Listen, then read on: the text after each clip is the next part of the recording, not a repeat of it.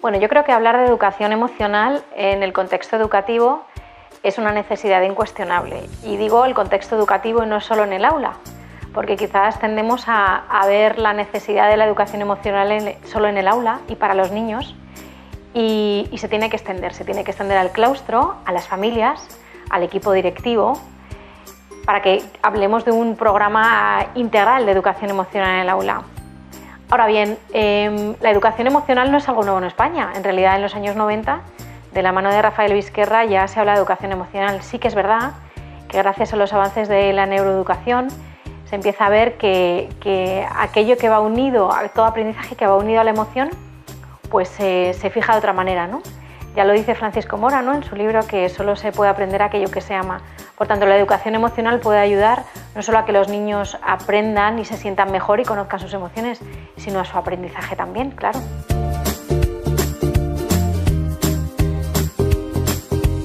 Bien, la educación emocional tendemos a verla en muchos programas, en muchos centros educativos, desde programas dirigidos únicamente al alumnado y programas en los que se habla de educación emocional, se habla de emociones, se habla de las emociones básicas, pero no se sienten las emociones ni se trabaja la parte corporal de las emociones, ni se trabaja la parte emocional de las emociones.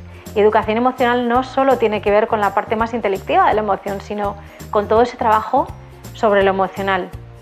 La manera de entrada, desde mi punto de vista, y mi apuesta, es la entrada a través de la formación y el entrenamiento del profesorado, porque podemos tener muchos programas muy buenos de educación emocional que solo tratan al alumnado, y si eso no se junta de alguna manera, ¿no?, con esos programas completos de inteligencia emocional primeramente, en el educador que va a educar sobre esas emociones, pues se queda cojo.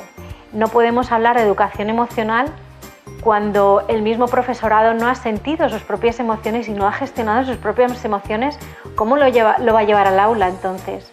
Claro, muchas veces se lleva al aula de manera cognitiva, de nuevo, de manera teórica. Sin embargo, nuestra propuesta es que se lleve desde la propia experiencia, de ese entrenamiento, de la propia inteligencia emocional del profesorado, y que cuando lo lleve al aula, no solo hable de educación emocional, sino que sepa realmente cómo gestionar las emociones en esos alumnos que tiene delante, porque primero las ha gestionado él mismo sobre su propia vida. Para mí esto es la clave de la educación emocional. La inteligencia emocional en realidad es la capacidad para percibir, conocer, gestionar las emociones, nuestras propias emociones, y que nos ayude de alguna manera a saber gestionar las emociones con los demás, ¿no? Por tanto, cuando hablamos de percibir, hablamos de percibirlas en el cuerpo. El trabajo sobre la educación emocional, desde nuestro punto de vista, tiene mucho que ver con el trabajo sobre el cuerpo, sobre mente y sobre emociones.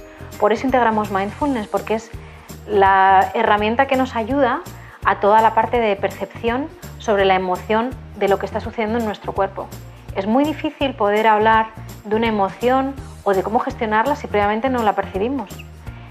Si lográramos percibir la ira o el enfado cuando en una escala del 1 al 10 esté, por ejemplo, en el 3 o en el 4, y la lográramos percibir en nuestro cuerpo, quizá desde ese momento podríamos empezar a gestionarla y estaríamos previniendo conflictos en el aula, por ejemplo. Por tanto, la parte de percepción es importantísima.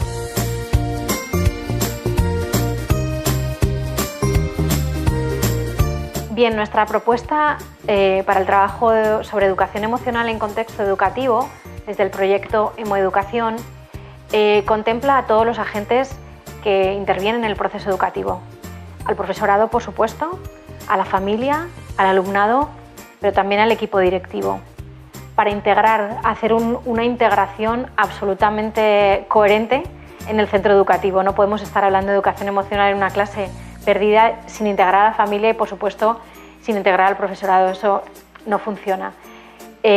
Nosotros trabajamos también en 3 líneas. Trabajamos la parte corporal, la parte emocional propiamente dicha y la parte de inteligencia en todo esto llamado educación emocional. Es decir, hablamos sobre las emociones, las entendemos, buscamos las maneras de gestionarlas mejor y también buscamos la percepción de esas emociones en el cuerpo, porque eso es lo primero que llega.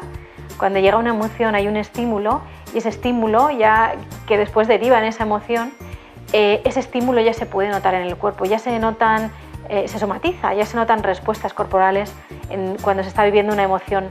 Trabajar esto con los niños o con los adultos nos permite poder aprender sobre esas emociones y gestionarlas quizá en un momento anterior a un estallido emocional.